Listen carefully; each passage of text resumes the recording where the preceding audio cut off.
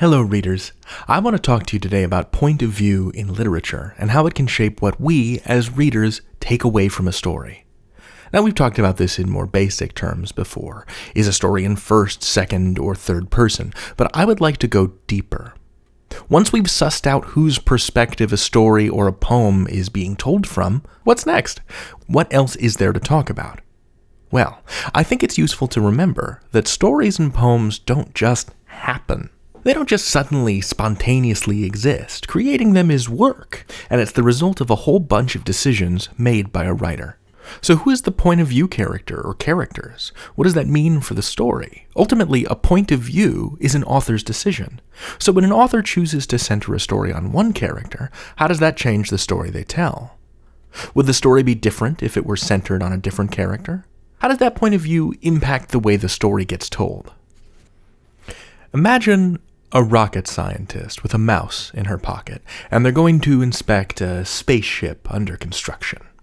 I'm going to give you two little snippets in what's called close third-person perspective, where there's a narrator, but their point of view is attached to a character. We get to see through their eyes, experience their thoughts. So first, we're going to hear from the rocket scientist. Leaving the lab, Dr. Harper strode confidently into the spaceship hangar, clipboard in hand, pet mouse in pocket. Launch day was only 8 months away, and Project Juno still had so many bugs to work out. But she was certain that the tests she'd conduct today would help her solve the air filter problem. The starship sat before her in a pool of light, a deep bluish-black craft. Once an idea that had lived only in her mind, but now it was a real physical object. She dug around in her pocket and fed Persephone a sunflower seed. Now, let's take that again from the mouse's perspective. Persephone T. Mouse clung to the lip of Tatiana's jacket pocket as they passed from a small, cold room into a much larger, warmer, and brighter room. It had been 4 hours since she'd had anything to eat, and she was cranky. In the middle of the big, bright room was a big, bluish-black shape. Persephone didn't know what it was, and frankly, it looked kind of like a bird, which was weird and a little frightening. But it hadn't moved the last time Persephone and Tatiana were in there, and it wasn't moving now. So Persephone guessed it was asleep. She chirped impatiently, and Tatiana gave her a sunflower seed. You see, the same things happen in each story. Dr. Harper goes from her lab to the spaceship hangar, and then she feeds her pet mouse a sunflower seed. But when we hang out with Harper's perspective, we get her thoughts, and we see what she thinks is important. But when we read from Persephone the mouse's perspective, she doesn't care about the spaceship, she doesn't know what it is. As readers, it's useful to ask how a writer is developing a character's point of view through a story. What are the abilities and limitations of a point of view character? Persephone the mouse is small. She can sneak through little holes in the wall or hide in the jacket pocket of a consenting human being. But Dr. Harper has, an astrophysics doctorate and opposable thumbs. She can open doors, design a spaceship, plan its flight trajectory. This is kind of an extreme example because one of these characters is a human being and the other one is a mouse, but even among different people, we can imagine very different stories.